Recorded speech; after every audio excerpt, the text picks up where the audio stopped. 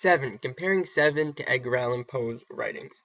se7en was directed by David Fincher and written by Andrew Kevin Walker. se7en is a movie about the 7 deadly sins: greed, gluttony, lust, envy, sloth, wrath, and pride. Greed is wanting too much of something or being selfish. This is shown throughout the movie when a very wealthy lawyer is forced to cut off exactly 1 pound of his flesh and then bled to death.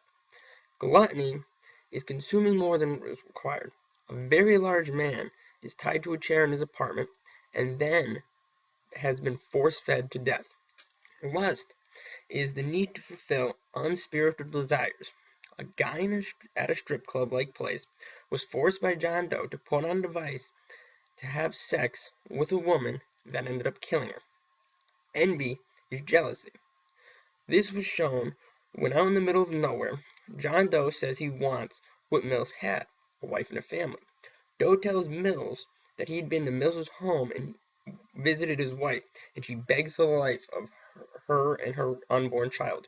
Mills didn't know she was pregnant and becomes very angry with Doe. Sloth, being too lazy or slow to do something. A man was tied to the bed for over a year, and all the pictures were all over the place documenting the year. He wasn't dead when they found him, but his brain wasn't functioning properly. Wrath is anger, when Mills kills Doe out of anger. Pride, being too self-satisfied. A model had her nose cut off by John Doe, and he gave her the option of suicide or living disfigured. He glued sleeping pills to one hand and the phone to the other. She chose suicide, which represented pride. A man named John Doe is killing people based on their actions towards him relating these sins. He kills them in ways that are related toward the 7 deadly sins.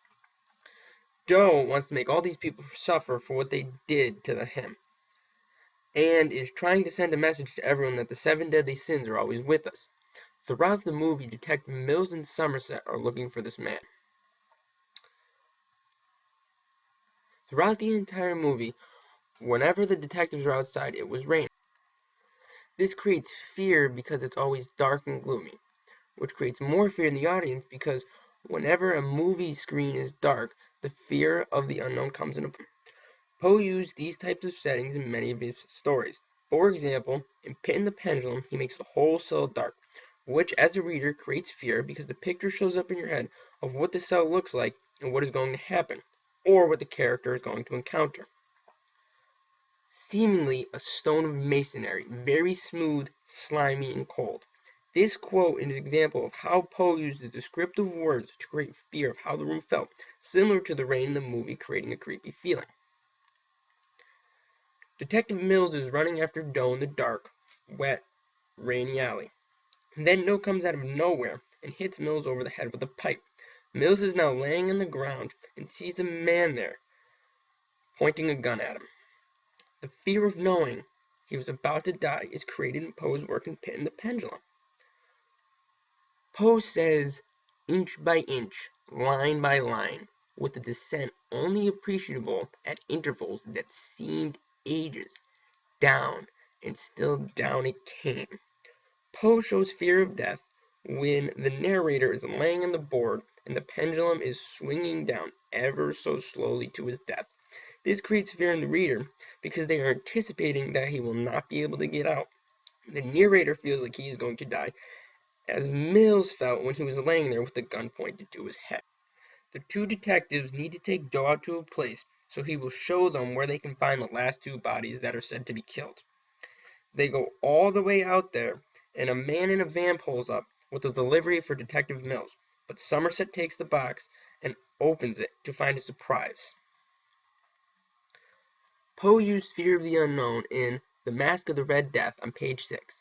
The mask which concealed the visage was made so nearly to resemble the countenance of stiffened corpse that the closet scrutiny must have difficulty in detecting the cheat.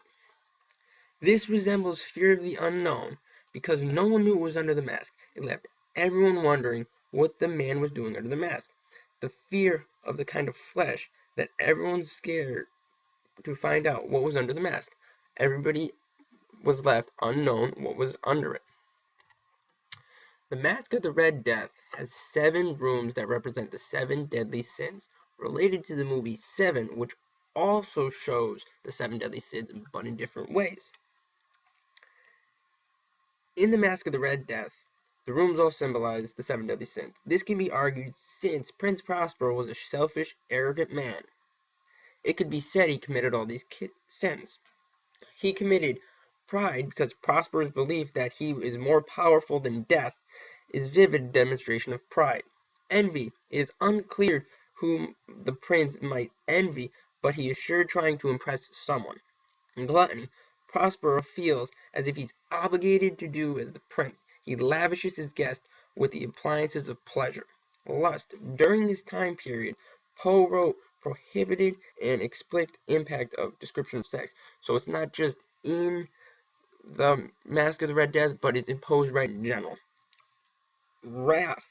The prince becomes angry with the uninvited guest, the Red Death, and attacks it.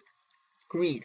Although it is apparent Prince Prospero shares his wealth with thousands of guests, he helps those who need it the least. He helps the wealthy community. He doesn't help the poor community, which is very greedy of him. Sloth.